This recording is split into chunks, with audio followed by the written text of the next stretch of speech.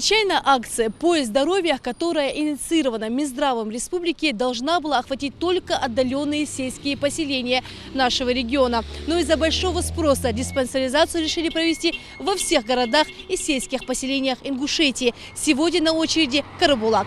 С самого утра десант медиков уже принял больше 30 пациентов, от взрослых до самых маленьких. В рамках акции «Поезд здоровья» у жителей Карабулака тоже появилась возможность пройти обследование у всех узких специалистов, сдать необходимые анализы и получить соответствующие назначения. Проверяет свое здоровье сегодня и Марьям Мактум. Женщину долгое время мучает слабость и головная боль. Диспансеризация показала, на что необходимо обратить внимание в первую очередь. Прошли офтальмолога, терапевта, сделали кардиограмму, сахар проверили.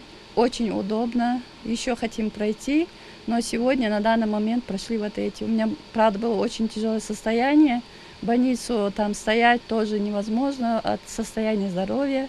И пришли сюда очень-очень удобно. В передвижном ФАПе каждый после сдачи необходимых анализов может пройти и вакцинацию. Медики прививают от опасной пневмококковой инфекции. Вакцина защищает от осложнений сразу нескольких заболеваний – пневмонии, менингита, отита и не только. Лема Нальгиева успела пройти прием у одних специалистов. Впереди еще сдача анализов и описание снимков. Это профилактика от пневмонии я сделала, сахар проверила.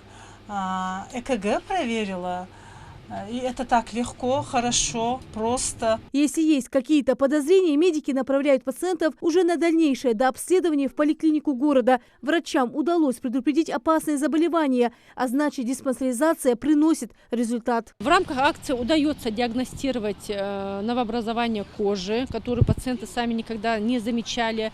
Также впервые выявлены сахарный диабет, это гипертония, это какие-то аритмии, которые выявляются на электрокардиограмме, а также могут быть немая пневмония, недавно перенес грипп или еще что-то. Терапевт внимательно прослушивает и тем самым выявляются эти заболевания. Планируется по городу Карабулак совместно педиатр и терапевт по своим участкам проводить диспансеризацию. В составе медика и врач-дерматовенеролог. И не случайно в России участились случаи заболеваний кожи и подозрений на злокачественное образование. С помощью дерматоскопа мы осматриваем, врач-дерматолог осматривает новообразование. У возрастных пациентов очень часто бывают такие онкологические заболевания, как базилиома. И поэтому необходимо своевременно диагностировать эти заболевания и лечить. В рамках акции «Поезд здоровья» пациентов в Карабулаке медики планируют принимать еще один день. Возможность пройти медицинское обследование есть у каждого. Рина Цичоева, Магомед Дарсигов, Новости 24.